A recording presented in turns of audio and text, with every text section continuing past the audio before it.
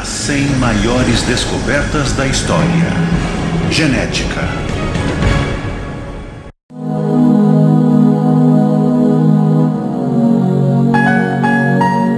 Um padre que se destacou como um grande cientista ao explorar o milagre da hereditariedade.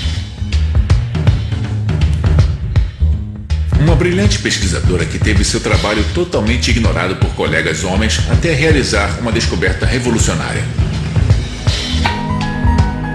Uma jornada fascinante para encontrar o ponto em comum das moléculas que definem a biologia da vida.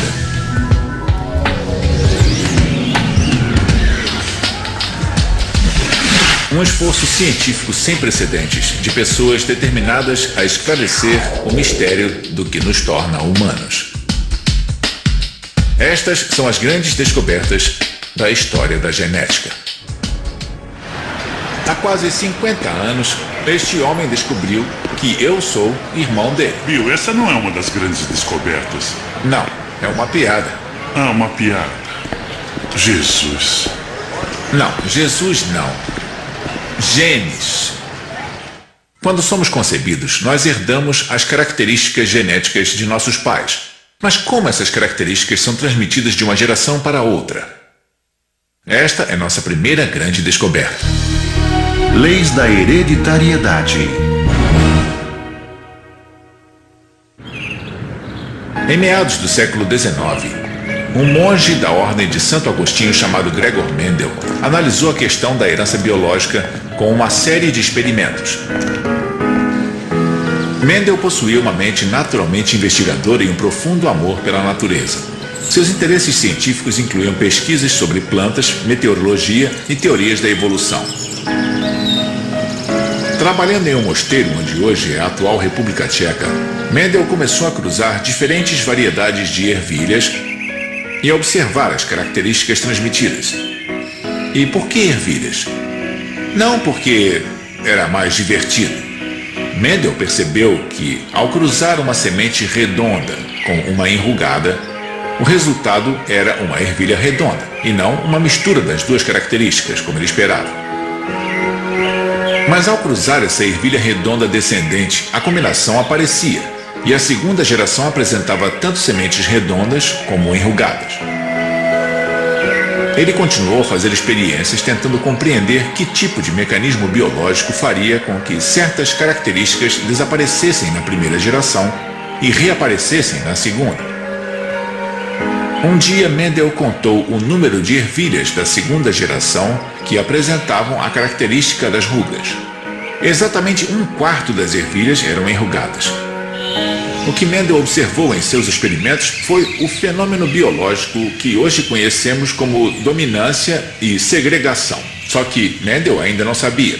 Então, seus experimentos produziram fatos tão curiosos que, segundo ele, era impossível não perceber. Não importava como ele cruzava as diversas variedades de ervilhas, as características ocultas apareciam, mas apenas em 1/4 da segunda geração.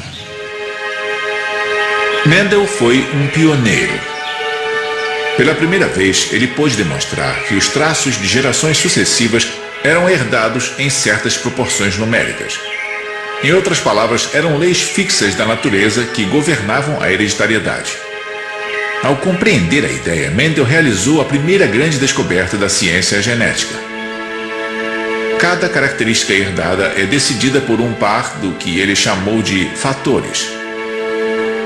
Ele disse que cada pai contribui com um fator para cada característica.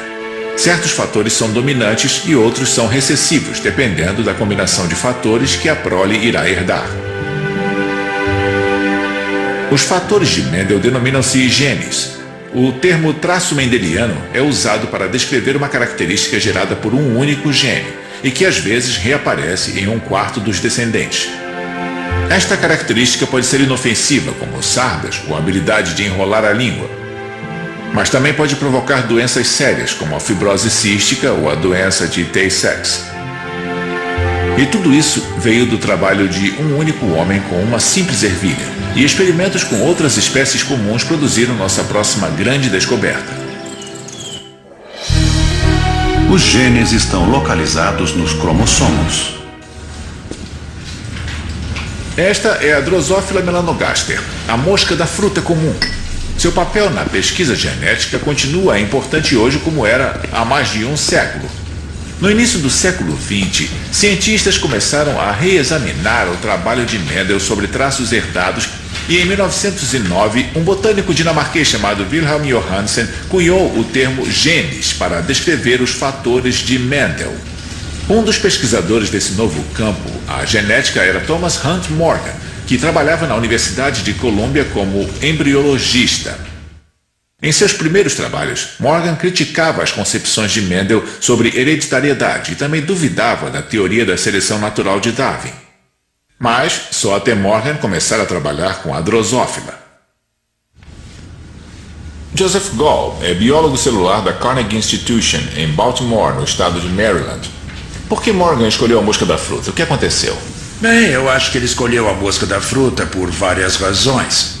A principal delas era a rapidez de reprodução. E isso era muito importante. Outro fator importante é que uma mosca fêmea podia gerar centenas de descendentes. Então, em genética, é preciso ter muitos dados, ou então ter muitas moscas, muitos indivíduos.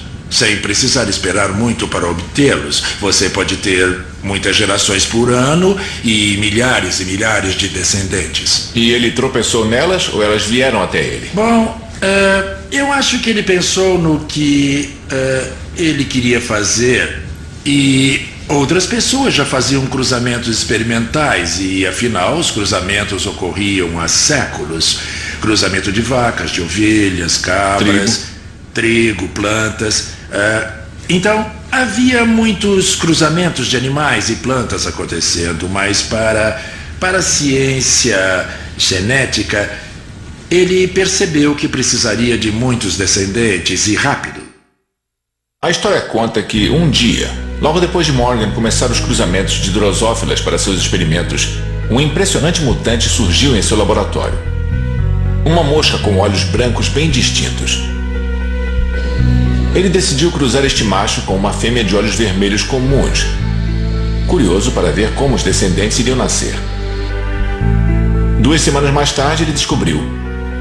Uma a uma, a primeira geração de moscas nasceu. Todas elas tinham olhos vermelhos. Pensando que os olhos brancos poderiam ser uma característica oculta, similar ao que Mendel havia observado, Morgan esperou para ver o que aconteceria na segunda geração. Como previsto, a característica pulou uma geração. Na segunda geração, algumas moscas tinham olhos vermelhos e outras tinham olhos brancos. Mas Morgan observou outro aspecto. Todas as moscas com olhos brancos eram machos. Na época, já se sabia que o gênero das espécies era determinado por 2 estruturas em forma de bastão encontradas no núcleo das células, os cromossomos. Por exemplo, as fêmeas humanas têm 2 cromossomos X. Já os machos humanos possuem um cromossomo X e um cromossomo Y. Morgan percebeu que o gene responsável pelos olhos brancos devia estar de alguma forma associado ao fato de que os machos têm apenas um cromossomo X. Isso significava que nas fêmeas, o gene responsável pelos olhos vermelhos em um dos cromossomos X poderia estar se sobrepondo ao gene dos olhos brancos no outro cromossomo. Para provar esta hipótese, Morgan cruzou milhares de moscas da fruta e estudou os traços herdados. As observações de Morgan foram absolutamente fundamentais para toda a genética, porque ele e seus alunos mostraram que os genes estavam posicionados em uma ordem linear nos cromossomos. Então, se pensarmos que alguma doença é provocada por uma mutação em gene que é hereditário, então, um dos detalhes que precisamos saber é onde está o gene no cromossomo. E, graças ao trabalho de Morgan, sabemos que o gene deve estar em algum lugar de algum cromossomo. Bom, as técnicas para descobrir onde o gene está se tornaram mais sofisticadas ao longo dos anos. Apesar disso, partimos do pressuposto de que cada gene está em algum lugar de algum cromossomo e foi o que Morgan nos revelou com a mosca da fruta. Hoje, os geneticistas sabem que doenças como hemofilia e distrofia muscular são causadas por genes defeituosos no cromossomo X. Acredita-se que outras doenças, como o câncer, podem estar ligadas a cromossomos danificados ou defeituosos. Morgan ganhou o Prêmio Nobel de Medicina de 1933 por sua descoberta. Foi o primeiro cientista a recebê-lo no campo da genética. Quanto a Drosophila melanogaster, graças à sua contribuição para o trabalho de Morgan, a mosquinha é respeitada como um dos animais mais básicos na ciência experimental. E seu legado nos leva à nossa próxima grande descoberta. Os genes controlam eventos bioquímicos. Um dos geneticistas que estudou a mosca das frutas juntamente com Morgan foi George Beadle. Trabalhando em Paris em 1935, Beadle encontrou evidências de que a característica herdada da cor dos olhos na Drosophila poderia ser o resultado de reações químicas de origem genética. Beadle continuou pesquisando na Universidade de Stanford com seu colega Edward Tatum. Para seus experimentos, Beadle e Tatum selecionaram outro organismo simples, Neurospora crassa, o bolor de pão. O bolor foi escolhido porque se proliferava facilmente com necessidades nutricionais simples, pão, ar e água. O Neurospora também possuía apenas um conjunto de cromossomos, permitindo que os pesquisadores observassem as mudanças genéticas com facilidade. Como sabiam que raios-x causam danos aos cromossomos, Beadle e Tatum irradiaram o bolor, causando mutações nos genes de seus esporos. Estes genes mutantes eram incapazes de produzir os nutrientes necessários para o crescimento do bolor. Mas quando eles acrescentavam os nutrientes, alguns dos esporos começavam a germinar. Para Beadle e Tatum, este foi o momento da descoberta.